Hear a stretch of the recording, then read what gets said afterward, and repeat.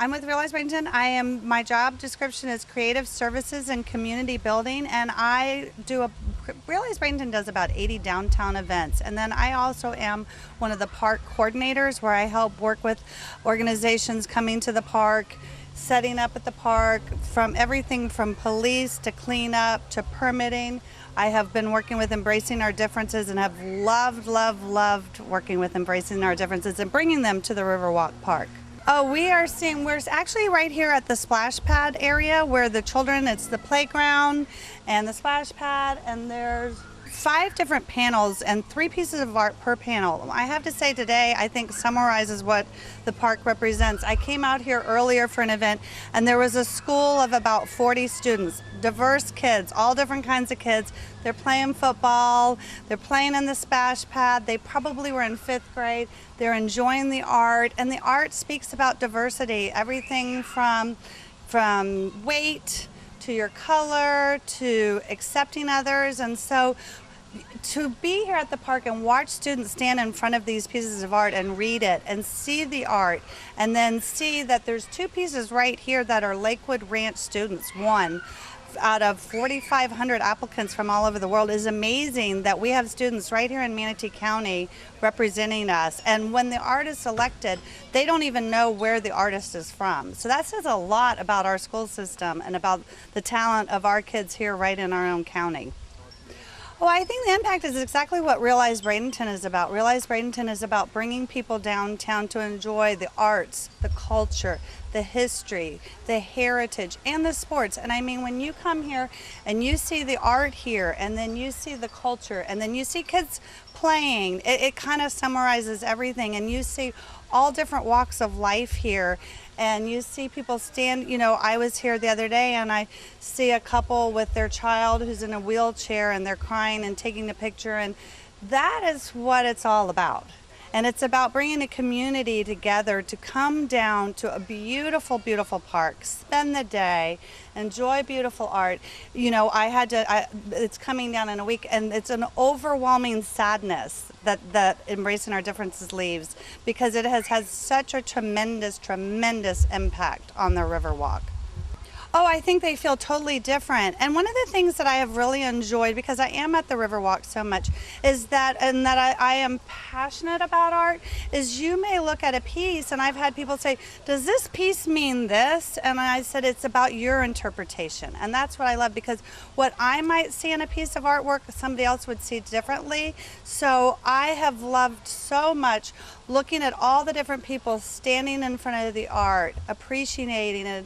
And when it first went up, it just felt almost like a spiritual place. It's just changed the dynamics of the whole park, because it is a very diverse park. It's all different people come here, young, old, handicapped, rich, poor, and it's just exactly what downtown Bradenton is about. We are the friendly city, and we love our residents and we love our visitors. My favorite is, I mean, they are so amazing, but I do have to go back to seeing the students that are represented here and the Lakewood Ranch. They have to be my favorite because I'm so proud of our kids, and to see the quotes locally. But then it's amazing when, if you look at a piece and the piece of artwork is done by somebody from the Philippines and the quote is from somebody from Montana. Now the artist and the quote had nothing to do. They don't know anything about each other. It's amazing to see how you think the quote was written for the piece of artwork, and it wasn't. And that it's just amazing how it all comes together from around the world. I hope we have it back like Sarasota, and that it comes back for 2 months next year. That is my dream, and my goal is that Embracing Our Differences will be here next year for 2 years.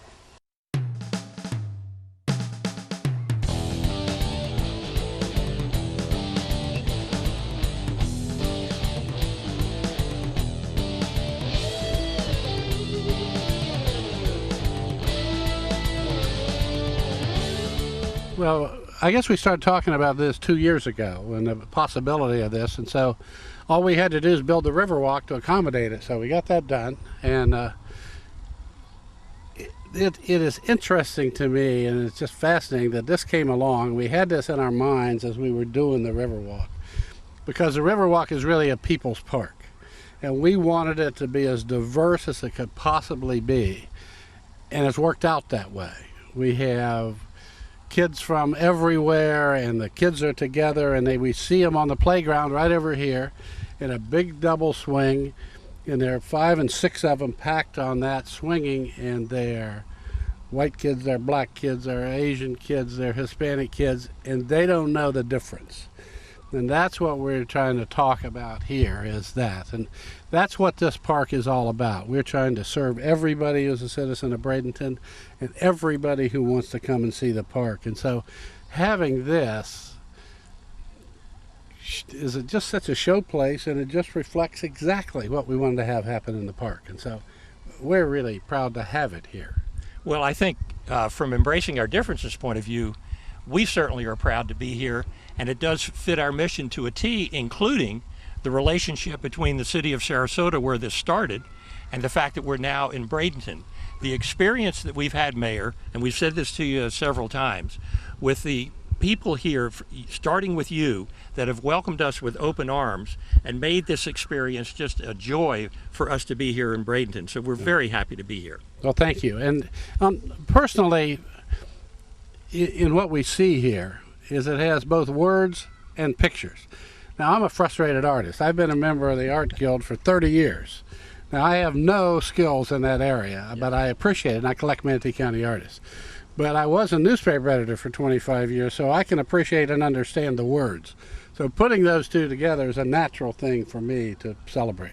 Well, and it's interesting, Mayor, because when we collect the quotations, the people that are writing the quotations don't know what artwork it might get connected to, and vice versa. Yeah. And yet every year we find just perfect quotations to go with the artwork. Yeah. And I think that's partly because the basic issues that we're trying to explore here and to introduce people to are universal.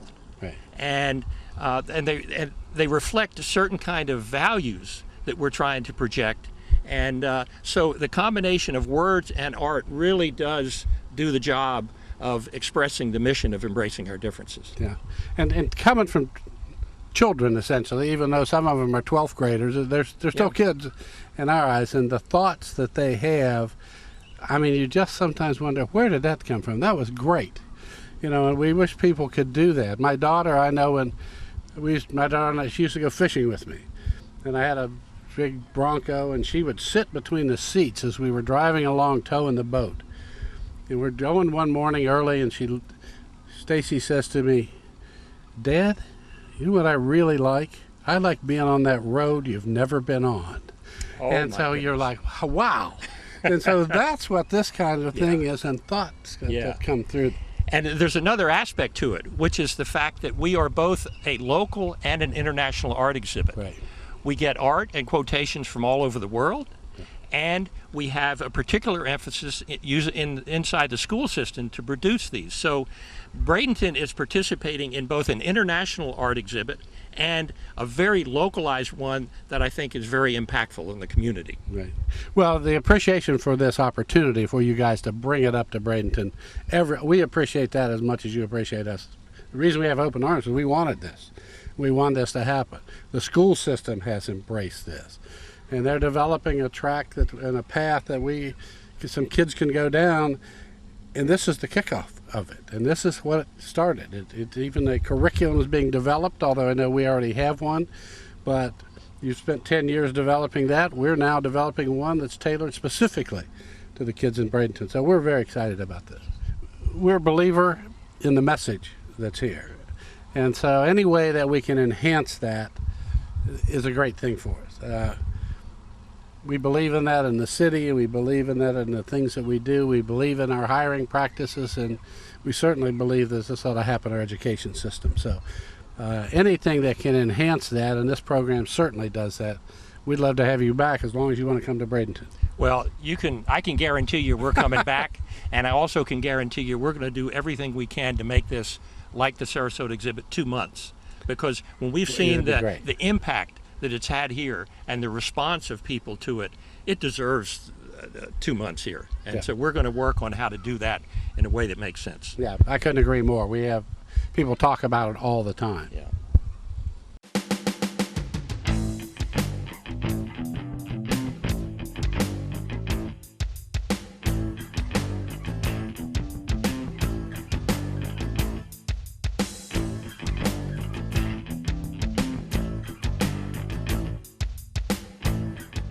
Let me tell you a little bit about the logistics of how we display the art. It's a rather unique way of doing it. These banners, they're actually vinyl, printed for us locally here. All the money that we spend to do all this, we try and keep it into the local economy, and we're very proud of that. But they're 12.5 feet high, 16 feet across. It's a very unusual way of displaying the art. And we put them up in what we call tripods, which is kind of a word that we made up to describe what we created here. But it's just basically plumbing piping that we've created the framing for it. We have a crew that comes out, they put it up. They're an amazing team. We've been working with them for 10 years. It takes them about a day and a half to put up the entire exhibit. And they come out and tighten it up. You can see we tie it down with these vinyl straps. We actually worked with, about 4 or 5 years ago, we worked with a structural engineer who helped us kind of redesign some of the parts of it. A lot of the parts that you see that keep the corners together, that's all custom made. We have them custom manufactured for us. But these things are really pretty good, and they'll withstand winds up to about 60, 70 miles an hour. We found out last year that the framing is now so strong that what tends to give way before anything else is the banners will rip on us. Again, it happens very seldom, but last year we had a couple banners ripped, which was a good thing, because I'd much rather have the banners ripped than to have these things take off and fly. They're kind of like big sails, with a big wind coming along. But they're certainly anchored, and fortunately, with their new design, we really haven't lost any in quite some time.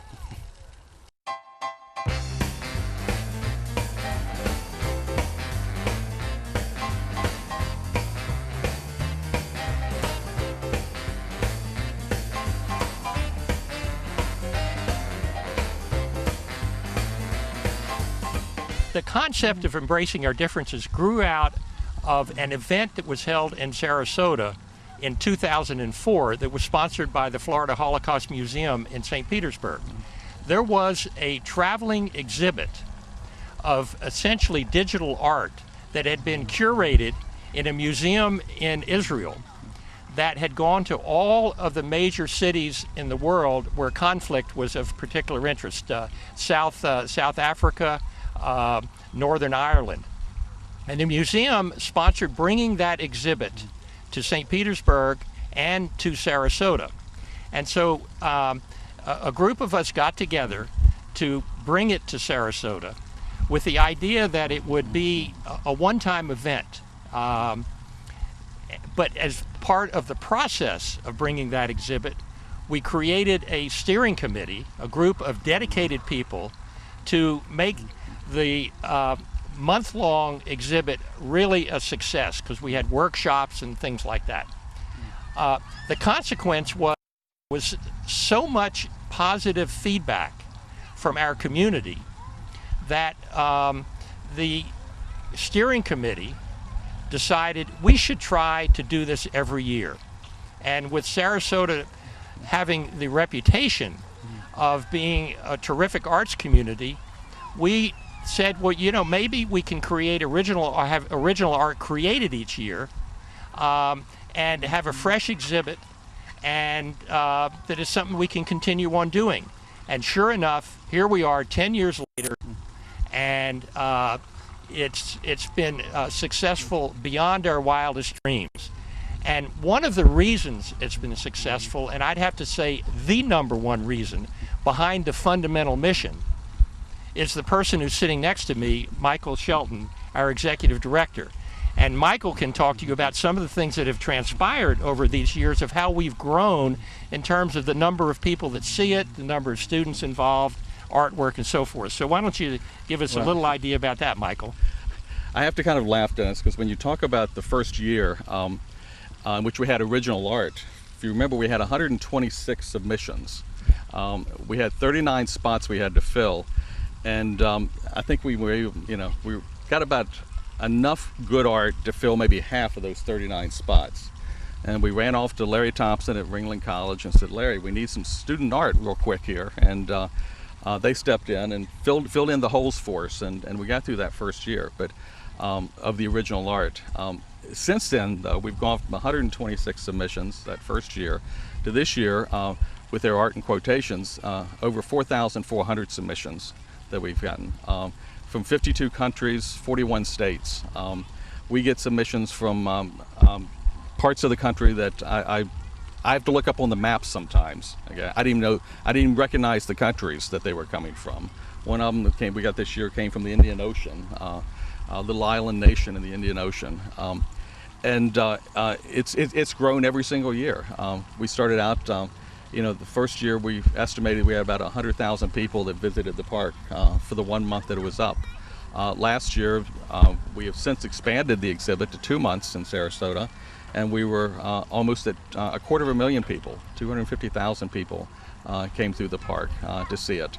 Our education program, which is really our main focus, I guess about the third year that we did this, we as a group sat down and agreed unanimously that our main goal through this, in addition to presenting the exhibit and working with the community and community groups, but was to focus on our education programs, our education initiatives. And that's, I think, what I personally am most proud of, and I think anybody associated with this is going to tell us the same thing. We've grown from our first year having 1,200 students that participate in their education programs to last year, I think it was almost 23,500 or something like that. We're one of the largest education programs in Southwest Florida now. And our initiatives cover the range, everything from providing transportation to bringing children into the park. As you can see, some of them, playing behind us, to providing workshops for teachers, the curriculum, all the materials that they need, teaching the teachers how to teach the program. We've expanded out this year. We're very proud of a 2-day workshop that we did in partnership with Ringling College, in which for art teachers, and we actually brought in 27 art teachers who were, had the benefit of 2 days of just solace and learning and rediscovering their own inner creativity and learning from other teachers and from the Ringling professionals, how to take that creativity and how to take our message and incorporate it into the creation of the art. We saw this year there was a direct correlation between the teachers who participated in that workshop and the quality and the number of art pieces that we received. For the first time, we had 4 pieces that came from Lakewood High School that are absolutely excellent works of art.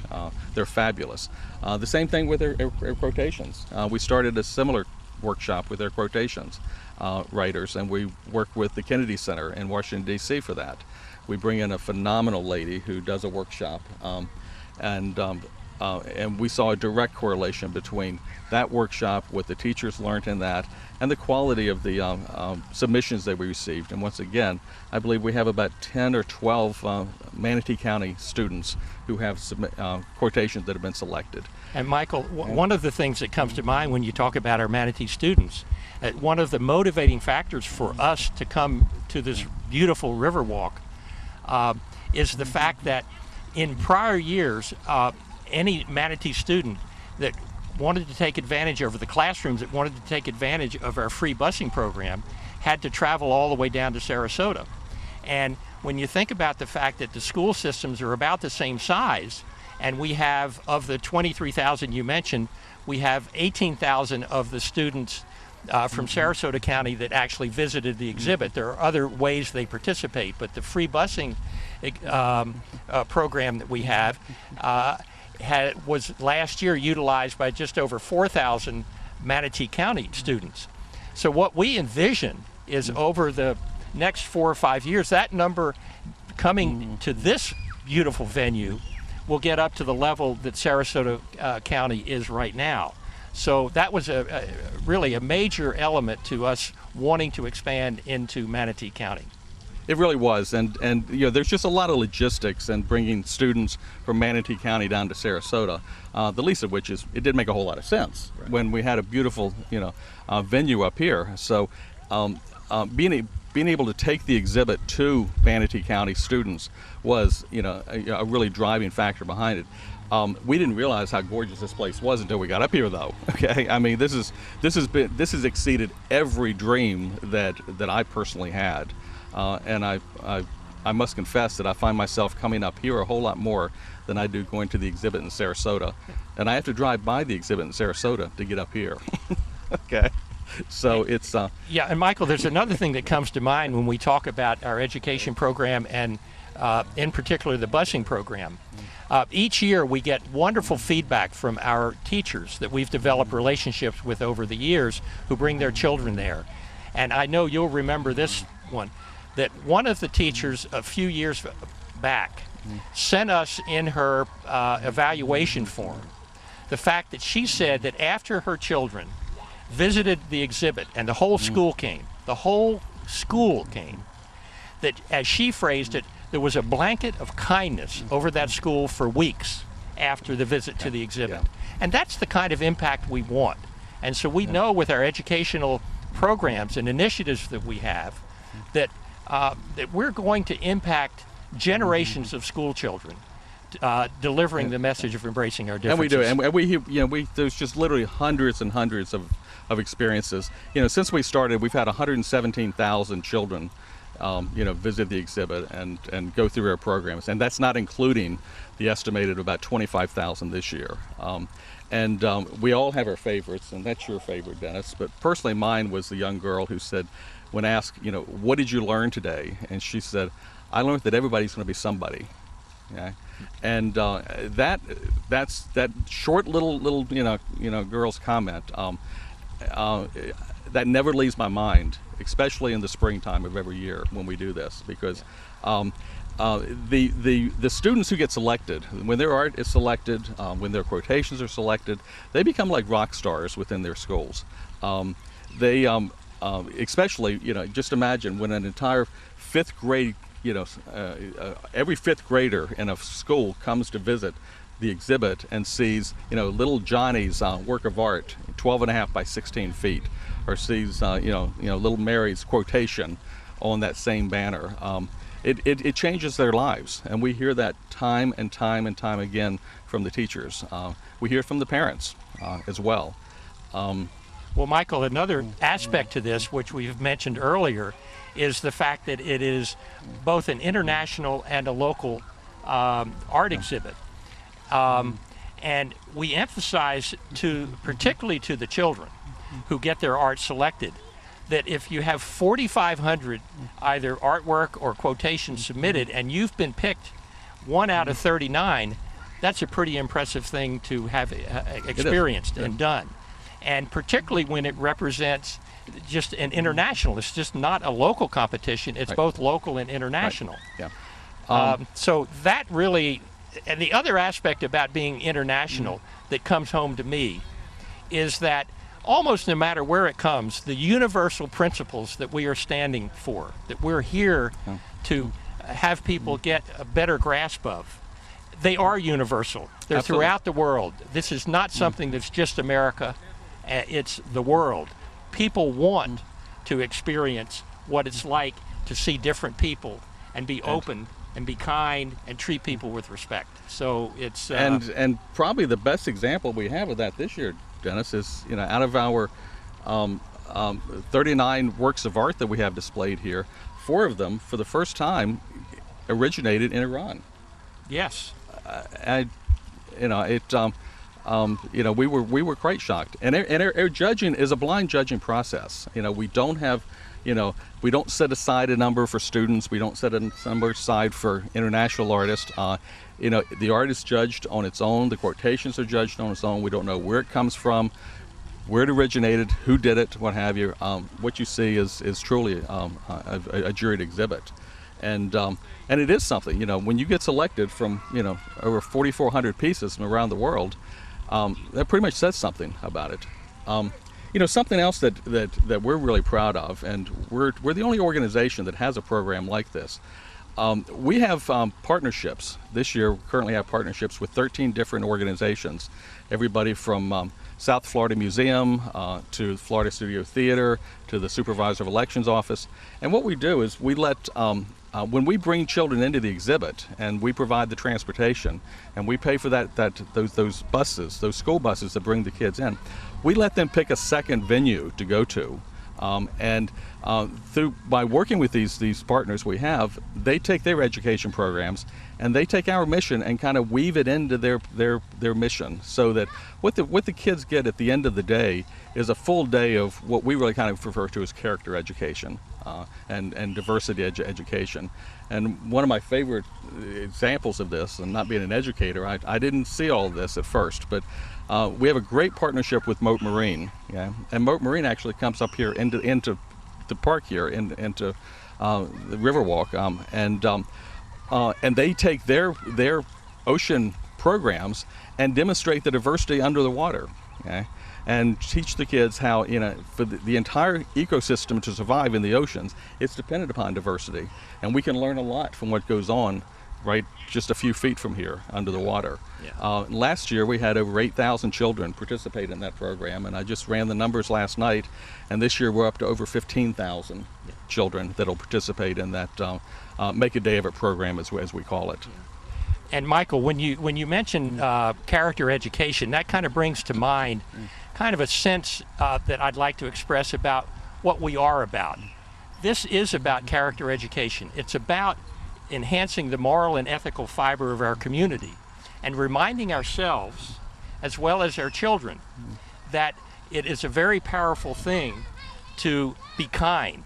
It's very powerful to be courageous, which you have to do to stand up against hatred and prejudice. And we teach that, to teach the kids not to be bystanders, but to be upstanders, and to avoid stereotyping and name calling, and to actually treat people with respect and the use of civility in our dealings. So that kind of overall universal message, we think, is a very powerful one, and one that we all as a community can stand some constant reminding about that. Exactly. We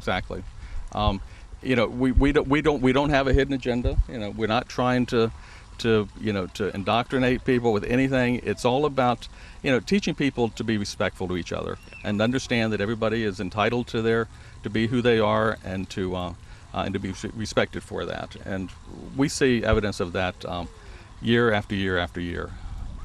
And one of the things that I think, Michael, we found over the years is that has proved out what I think you and I knew, the power of art. The power of art allows people to look at things differently, use a different part of their brain. So there's an openness that's created by virtue of seeing art that has in it these kind of universal messages. And I think that's why we've had the numbers that you've related to earlier, the number of people, because people really get it. They really believe that this is good for our community. And so when we think about generations and generations of children that come through our program, our educational initiatives, and come down here to the park, that we think that it's going to be a better world as a consequence of the work that we are doing. Well, this is our 10th anniversary, and we're now getting to the point where we've got that first generation of children. Those first 1,200 children, have now, kind of worked their way through the system, and they're graduating. And we have just time and time again, we've seen how we have impacted children, and we have changed their lives, whether it be by creating budding young artists. I'll never forget the young boy who 2007 had a piece that every media outlet from here to, from St. Pete to in Tampa to Fort Myers came to the exhibit, and they all wanted to interview him. And I remember walking out of the park one day, and he said to me after his 9th interview, he said, "Wow, maybe people really do care what I think." Okay? And that was kind of an aha moment for him, I think, but it was maybe even a bigger one for me. Fast forward a couple years later, I ran into his parents at an event at Ringling College. He was a Ringling College student. He's now since graduated. there was a young man from Pakistan. You remember the young man who had a piece selected. He sent us a wonderful note about how excited it was and how he'd always wanted to be an artist but never thought he had the ability. Fast forward a couple of years later, I got an email from him, and he's now working for a greeting cards company in Pakistan. About a year after that, I got an online contribution for $5 from Pakistan. Okay? And I thought, wow. I went back, and it was a young man. So I do think that we really do make an impact, not only locally but around the world too. What I want them to take away at the end of the day is, first of all, is to just see, look behind us, okay? And I want them to have a good time, because if they're having a good time, they're going to pay attention to the surroundings, and it's the art that's going to have that message for them. And I want them to grow up and to be kind and respectful, and to eventually make this world a better place, make our community a better place, make our state a better place, make our country a better place. When I think about the overall impact, I think about how much suffering has happened in our world because people have developed views about looking at other people who are different than they are and causing pain. So if we can impact particularly our children to understand that that hatred and prejudice hurts, that words hurt, and at the same time understand that differences enrich people's lives, that the world is a wonderful place out there. And I think we can play a small part in creating a mindset about how to look at the world around us in a way that is filled with kindness. It's filled with respect for other people and has less and less hatred and prejudice in it. That's what I would hope for us to accomplish. And Dennis, I'll just leave us with one final quotation, and I believe she was a fourth grader. And it was the one that said, "I never knew how much words hurt until they rained at me." Yeah. That's what we want young people to learn.